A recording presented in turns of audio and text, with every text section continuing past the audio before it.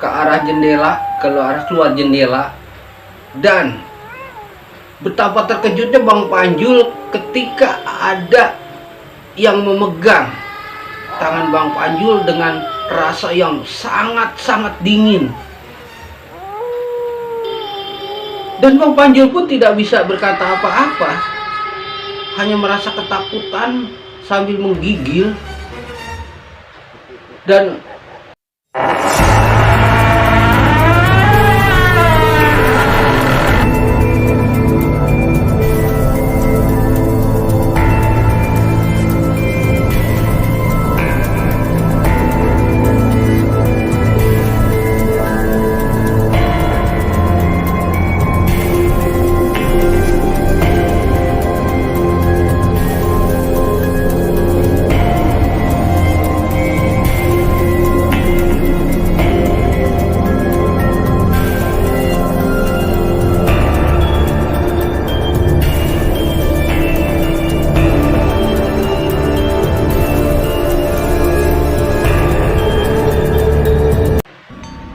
tiada cahaya seindah sang surya, tiada keindahan tanpa senyuman, dan tiada kata yang paling indah untuk kita ucapkan di awal jumpa kita selain kata Assalamualaikum warahmatullahi wabarakatuh. Om Swastiastu, Salam, nama budaya, salam kebajikan, salam rahayu untuk kita semua. Berjumpa lagi para pecinta misteri, para penikmat misteri dengan Barada Official, sebuah channel hiburan berbasis misteri yang menyajikan konten-konten misteri, diantaranya adalah cerita misteri dan live streaming misteri. Kali ini Barada Official mendapatkan sebuah cerita dari seorang penggali kubur, dimana kala itu di daerah beliau sedang ada pembebasan lahan untuk proyek pembangunan kawasan industri, dan itu terjadi sekitar tahun 1985.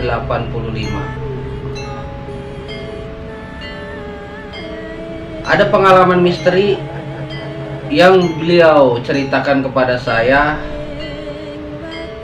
dan sangat menakutkan untuk beliau, karena beliau didatangi oleh sosok hantu perempuan ke rumahnya setelah menggali makamnya.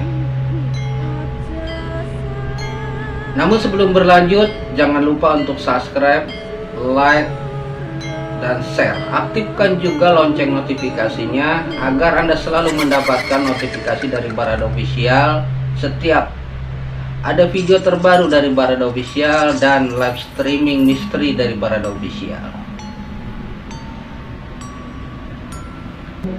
Awal kisah berawal dari tahun 1985. Panggil saja namanya Bang Panjul. Bang Panjul ini adalah tidak mempunyai pekerjaan atau pekerjaannya adalah serabutan. Dan kebetulan kala itu ada proyek pemindahan makam umum atau relokasi makam umum ke tempat yang baru. Dan Bang Panjul ini bersama 5 orang rekannya menemui pengelola proyek pemindahan makam untuk mendaftarkan diri menjadi penggali makam. Dan dijelaskan di situ untuk harga-harganya karena bervariatif, tergantung dari lama atau barunya makam yang akan digali. Untuk makam yang sudah lama itu Bang Panjul dibayar sekitar 250.000 kala itu, dan untuk makam yang baru atau berkisaran paling lama sekitar 1 tahun, Bang Panjul dibayar 450.000 per makam, termasuk membungkus kembali. Dan di sini ada 3 tim, yaitu tim penggali dan pembungkus. Ada juga tim pembawa ke tempat yang baru, dan di tempat yang baru ada juga tim penggali dan pengubur kembali. Penggali ke pembawa, dari pembawa ke pemakam lagi. Ada satu pengalaman misteri yang dialami Bang Panjul. Kala itu Bang Panjul bersama timnya terdiri dari 5 orang menggali sebuah makam yang dibilang mungkin berusia sekitar baru 7 bulan. Dan makam itu adalah makam seorang perempuan. Seorang perempuan muda yang meninggal ya mungkin sedikit tragis, yang Bang Panjul tidak ceritakan kepada saya tragisnya gimana atau bagaimana cara meninggal perempuan tersebut. Yang diceritakan kepada saya adalah kala itu dia menggali makam perempuan tersebut, dan bisa Anda bayangkan makam yang berusia 7 bulan mungkin masih utuh ya, atau mungkin sudah membengkak. Tapi Bang Panjul menceritakannya kepada saya kala itu makamnya digali, dan memang karena memang belum lama jadi tidak begitu keras. Jadi digali, setelah digali diambil kayu-kayu penutup mayatnya.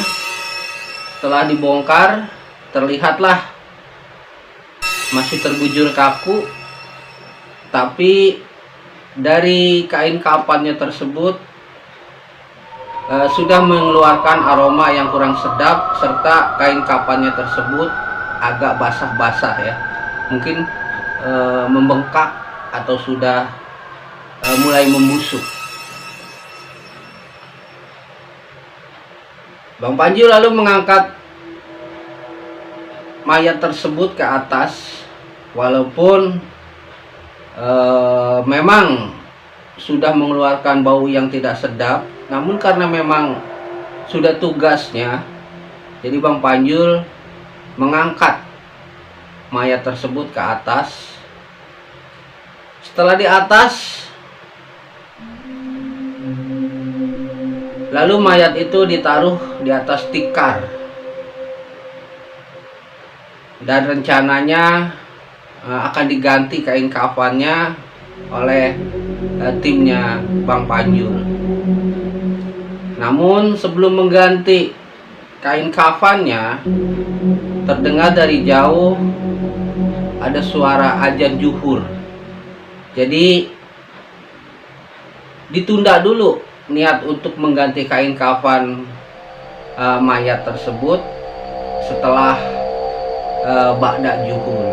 Jadi Bang Panjul istirahat untuk melepas lelah sebentar, karena memang sudah terbiasa dengan keadaan di situ.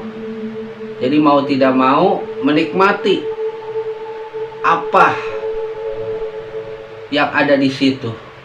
Jadi rasa bau, rasa apa sudah tidak dihiraukan, karena memang sudah tanggung jawab Bang Panjul. Dan kala itu memang suasana, karena memang tengah hari, jadi masing-masing sibuk. Ada yang pulang, ada yang pergi ke masjid untuk menunaikan ibadah sholat zuhur. Dan kebetulan Bang Panjul ini enggan untuk kemana-mana, karena memang selain enggan untuk kemana-mana, menjaga si mayat yang baru diangkat ini jangan sampai terjadi hal-hal yang tidak diinginkan kepada si mayat tersebut. Dan selepas azan zuhur, Bang Panjul dan rekannya mulailah membuka kain kafan tersebut, dan terlihat sosok mayat tersebut sudah membengkak, dan ada beberapa bagian tubuh yang sudah mengeluarkan cairan.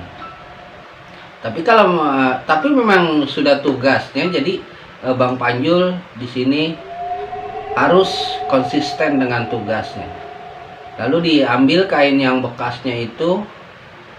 Setelah itu diambil kain baru dan dipasangkan.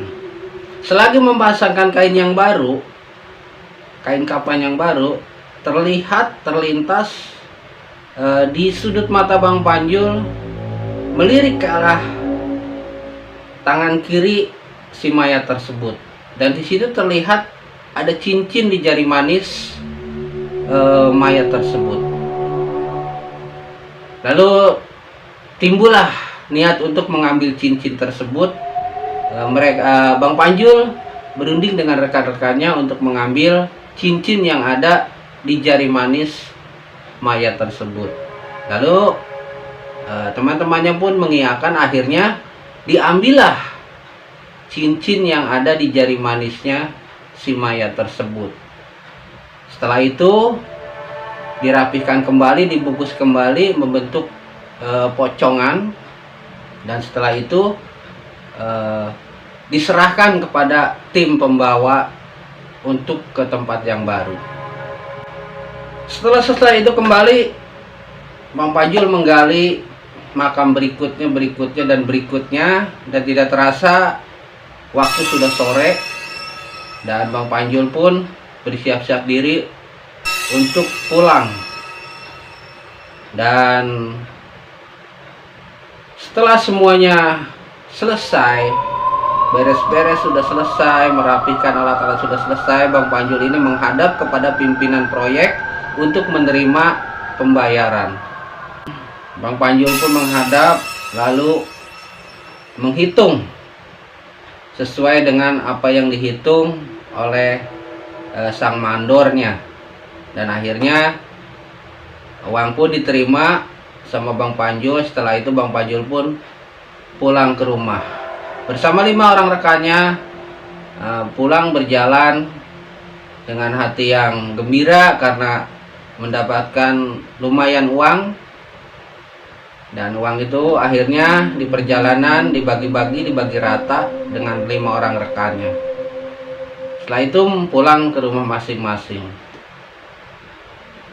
Dan ada satu yang dilupakan oleh Bang Panjul, ialah cincin tadi tidak dibicarakan. Jadi Bang Panjul pun bukan sengaja menyimpan cincin itu, tapi memang lupa untuk membicarakan masalah cincin tersebut. Akhirnya cincin itu pun terbawa pulang ke rumah Bang Panjul. Dan malam pun tiba. Selepas azan maghrib, Bang Panjul pun duduk di teras depan sambil menikmati secangkir kopi, sambil mendengarkan radio. Kala itu yang dia senangi adalah salah satu sandiwara radio yang cukup terkenal kala itu. Sambil mendengarkan sandiwara tersebut, Bang Panjul sambil menikmati secangkir kopinya. Dan tak lama kemudian selesai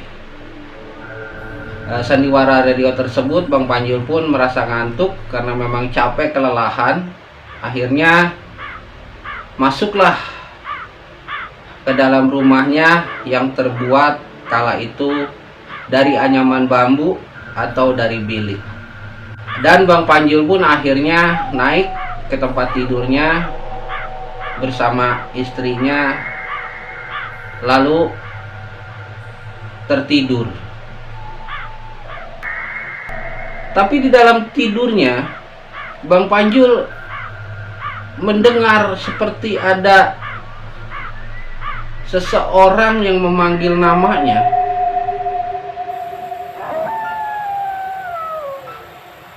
Bang, abang, abang. Kurang lebih seperti itu suara itu. Dan Bang Panjul pun terbangun dari tidurnya, lalu duduk sambil mendengarkan arah suara tersebut. Kembali suara tersebut terdengar. Bang,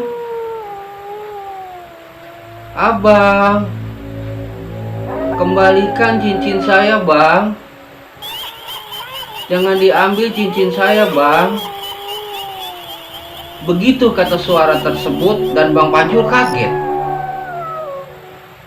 Lalu teringat dia.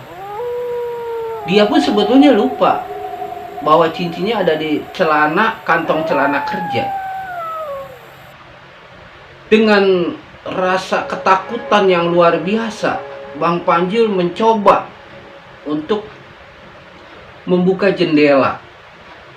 Yang kebetulan di kamarnya ada jendela dan suara itu persis dekat jendela. Sambil agak gemetar, Bang Panjul membuka jendela itu. Pelan-pelan jendela itu dibuka.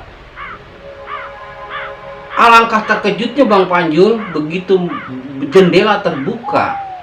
Terlihat ada sosok perempuan.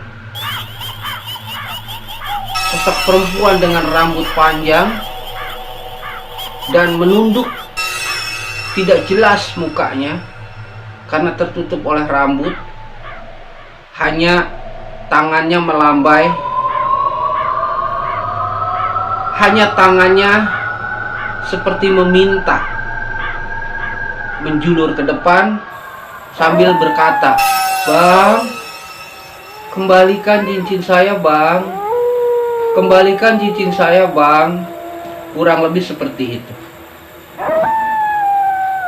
Dan akhirnya Bang Panjul dengan secara refleks menutup kembali jendela itu sambil gemetar. Dia coba untuk membangunkan istrinya, tapi istrinya seolah-olah tidak mau terbangun, tetap tertidur. Dan dari jendela pun terdengar suara seperti digoyang-goyang jendela. Akhirnya Bang Panjul semakin kalap.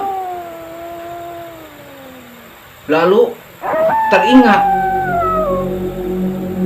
akan cincin yang ada di saku celana kerjanya. Bang Panjul keluar dari kamarnya, pergi ke ruang tengah mengambil cincin yang ada di celana kerjanya. Akhirnya dengan langkah yang gemetar, Bang Panjul keluar mengambil cincin yang ada di saku celana kerjanya. Lalu diambillah cincin itu sambil menggigil tubuhnya karena merasa sangat ketakutan. Ada jelas terlihat tadi ada sosok perempuan berambut panjang meminta cincinnya dikembalikan.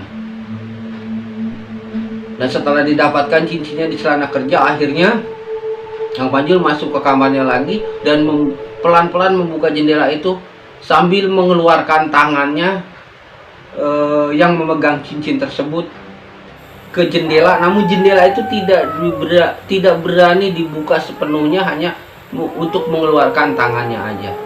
Tangannya keluar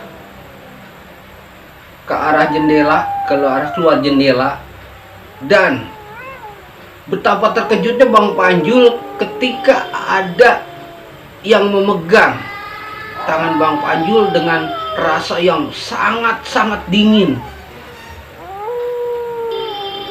Dan Bang Panjul pun tidak bisa berkata apa-apa, hanya merasa ketakutan sambil menggigil.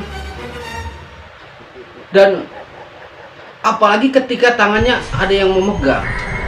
Dan dilepaskanlah cincin itu oleh Bang Panjul. Setelah itu tangannya ditarik secara keras dengan sepenuh tenaga ke arah dalam jendela, dan jendela pun ditutup. Sambil napas terengah-engah karena merasa ketakutan, Bang Panjul duduk karena sudah merasa lemas, tidak bisa berdiri lagi.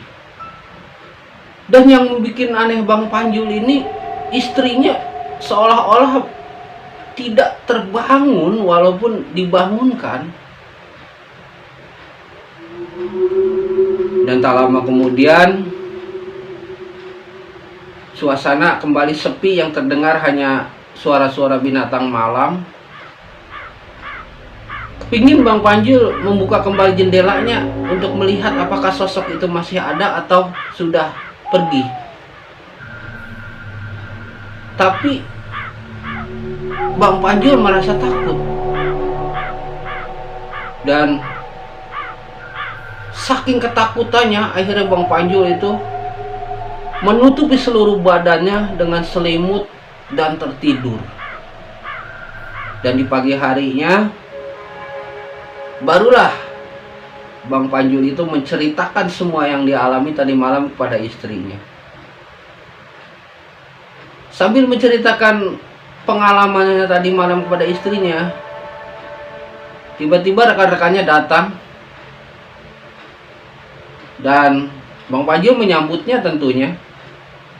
Dibuatkannya lah kopi untuk sekedar menghangatkan tubuh. Dan ternyata kedatangan teman-temannya itu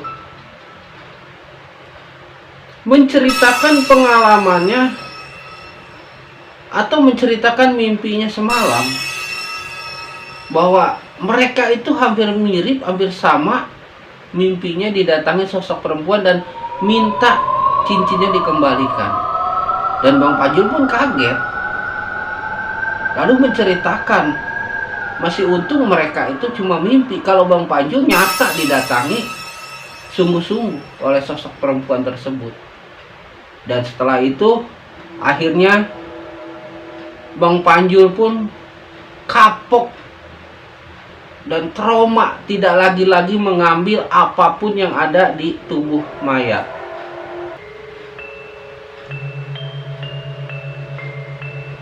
Dan itulah sahabat Barada Official,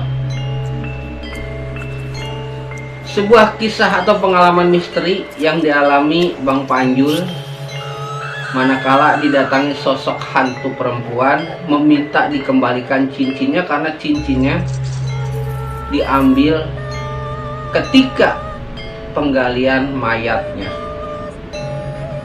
Percaya tidak percaya, semua saya kembalikan kepada Anda. Tapi memang ini adalah cerita nyata, kisah nyata yang dialami Bang Panjul. Namun yang saya tekankan, ambil sisi baiknya dari cerita ini dan buang sisi buruknya.